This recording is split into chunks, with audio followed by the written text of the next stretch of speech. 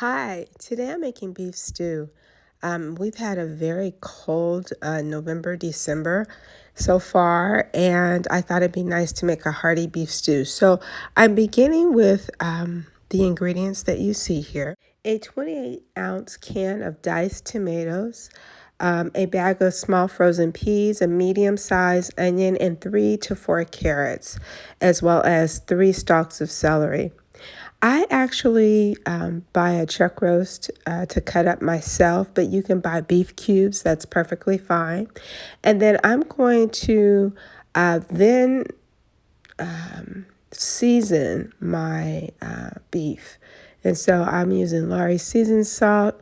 I then use garlic powder as well as onion powder.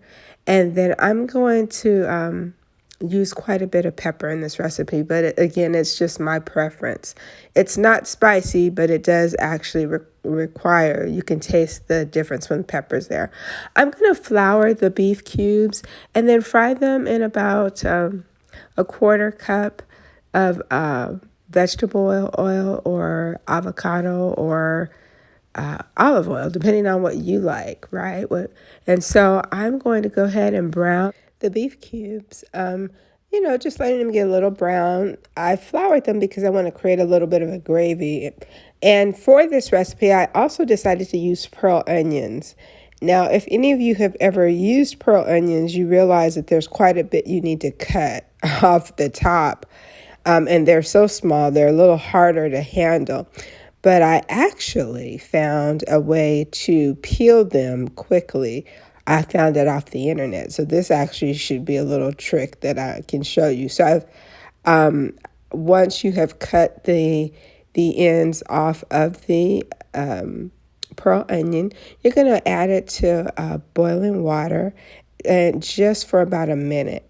And you're going to then strain those pearl onions into a strainer, like you see what I'm doing here. And essentially, the skin will come off of the onion because it's soft and you can just actually pull off the skin or slide the onion out of the skin. And so that's what you see me doing here. And this, you don't have to have pearl onions in your beef stew, but since I had them, I thought it'd be a great idea to show you how I learned how to do this pretty fast. And so here's just a few examples.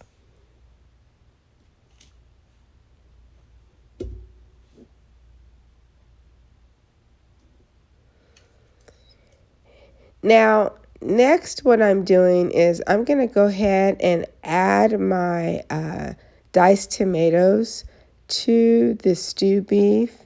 And then I'm also going to add another 28 ounces of water to the pot. Okay. And again, I'm cooking the tomatoes inside the drippings. I want this to just sort of cook low and slow, as you can see here. And so the goal is really just to sort of add the water and the tomatoes and let it cook down. Because I had flour in the water, I noticed that it started to get a little thick. So I added more water, and that's all you would do is just add more water. I've added my carrots so that they can also cook. They take a little longer than the other vegetables. Next, once it's cooked down, which about an hour covered, I add the potatoes and peas to this beef stew. And so, as you can see, it's colorful. It just needs to cook a little longer so the vegetables can cook. And once it's done, I'm just serving it by itself because it's a hearty stew. You can, add bread and butter or cornbread and butter with it. And it is definitely perfect for this weather that we're having. This is also an easy make-ahead recipe that will feed 6 people.